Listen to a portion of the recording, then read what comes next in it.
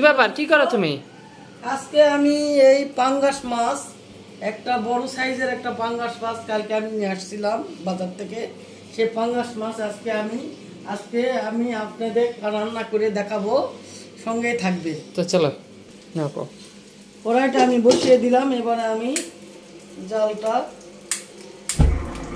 জ্বালিয়ে দিয়েছি। কড়াইটা গরম হলে আমি তেল দিয়ে দিব।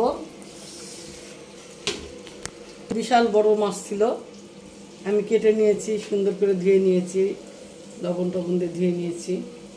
আমার বাচ্চা কাচ্চারা খুব পাঙ্গাস মাছ পছন্দ করে। একটু কড়াইটা গরম হলেই আমি তেল দিয়ে দিব এটাতে।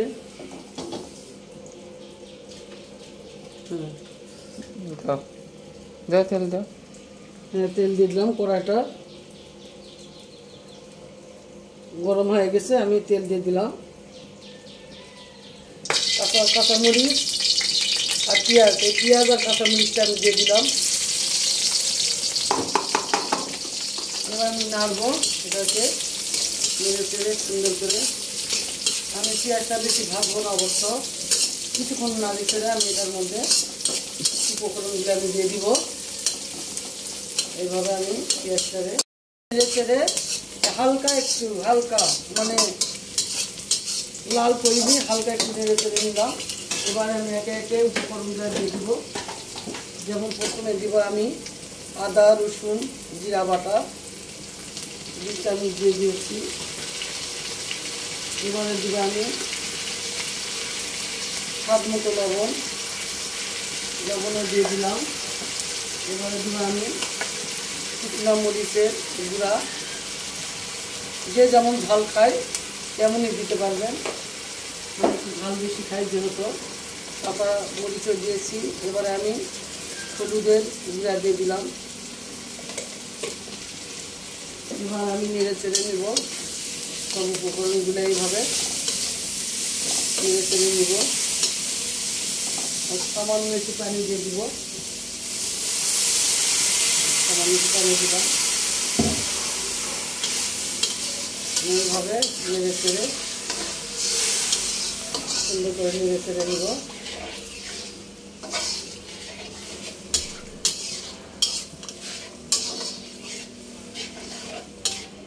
এইভাবে কষাই দিচ্ছি, যতক্ষণ পানিটা না মরবে ততক্ষণ আমি এইভাবে মশলাটা কষাবো।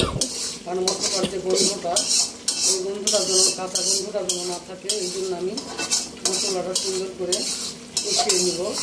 পানিটা যতক্ষণ না মরবে ততক্ষণ আমি মশলাটা এইভাবে কষাতে থাকবো। পানিটা মরে গেলে আমি পরবর্তী স্টেপে আমি মাছটা দিয়ে দিব। এইভাবে আমি মশলাটা দেখি, কালারটা কত সুন্দর আসছে, দেখতে পাচ্ছেন কালারটা কত সুন্দর। এইভাবে আমি মশলাটা আমি কষিয়ে এইভাবে কষিয়ে নিচ্ছি, আস্তে আস্তে কষাতে থাকবো। এটা পানিটা প্রায় কমে এসেছে, মশলাটা কষা হয়ে যাচ্ছে। দেখুন কালারটা কত সুন্দর আসছে, মশলার কালারটা।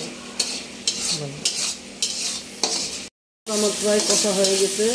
এবারে আমি এই যে মাছটা, এই মাছগুলো আমি দিয়ে দিব। মাছগুলো দিয়ে দিলাম, দিয়ে আমি এবারে নেড়ে চেড়ে নিব মশলার মধ্যে।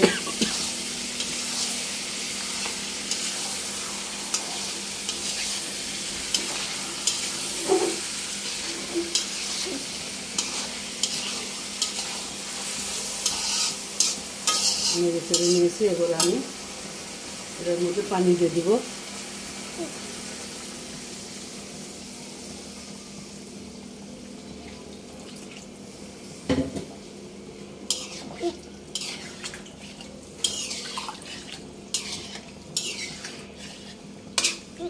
ঢাকনাটা ঢেকে দাও।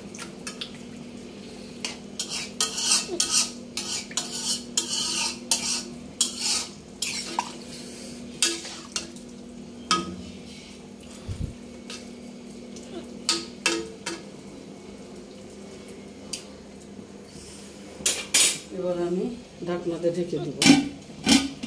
10 মিনিট পর চলে আসলাম, 10 মিনিট পর চলে আসলাম বন্ধুরা। এই তো প্রায় আমার হয়ে গেছে। এই যে দেখতেই পাচ্ছেন কালারটা কত সুন্দর আসছে। পাঙ্গাস মাছ এই দেখেন। এখন আমি চুলাটা নিভিয়ে দিব। এই পর্যায়ে আমি এইভাবে এই অবস্থায় নামা ফেলাবো। তার আগে আমি একটু জিরা দিব, জিরা ভাজা। তার আগে আমি একটু জিরা ভাজা দিয়ে দিব এটার মধ্যে। একটু জিরা ভাজা দিচ্ছি।